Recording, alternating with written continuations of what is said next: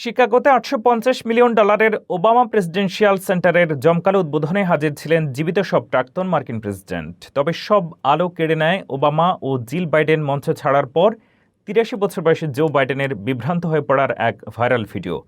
এই নাটকীয় পরিস্থিতির মাঝেই ২০২৪-এর নির্বাচন নিয়ে খুব উস্কে বিস্ফোরক মন্তব্য করেছেন হিলারি ক্লিন্টন। এই ঘটনার বিস্তারিত আরও জানুন প্রতিবেদনে।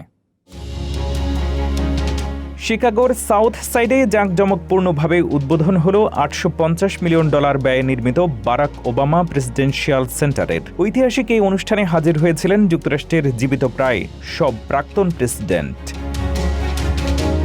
কিন্তু সব আলো কেড়ে নিল মঞ্চের একটি নাটকীয় মুহূর্ত। অনুষ্ঠান শেষে যখন ব্যাকগ্রাউন্ড মিউজিক বাজছিল, তখন বারাক ওবামা ও প্রাক্তন ফার্স্ট লেডি জিল বাইডেন হাসি মুখে মঞ্চ ছেড়ে চলে যান। ঠিক তখনই একা হয়ে পড়েন ৮৩ বছর বয়সী জো বাইডেন। কিছুটা বিভ্রান্ত আর একা হয়ে তিনি মঞ্চে কিছুক্ষণ দাঁড়িয়ে থাকেন।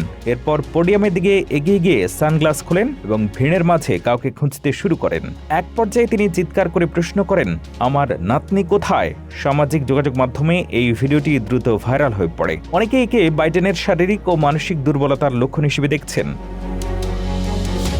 তবে কিছুক্ষণ পরেই জিল বাইডেন ফিরে আসেন এবং তাকে মঞ্চ থেকে নিয়ে যান। এর আগে ভাষণে ওবামা তার দীর্ঘ বন্ধুত্বের প্রশংসা করে বাইডেনকে পরিবার বলে উল্লেখ করেন। তবে ২০২৪ সালের নির্বাচনের পর ডেমোক্রেটদের ভেতরে যে ক্ষোভ তৈরি হয়েছিল তা আবার উস্কে দিয়েছেন হিলারি ক্লিন্টন। এক সাক্ষাৎকারে তিনি স্পষ্ট করেন, বাইডেনের দ্বিতীয়বার নির্বাচনে দাঁড়ানোর সিদ্ধান্ত দেশের জন্য একটি বড় ভুল ছিল। প্রাক্তন এই মার্কিন প্রেসিডেন্টের এমন পরিস্থিতি এখন বিশ্বজুড়ে নতুন আলোচনার জন্ম দিয়েছে।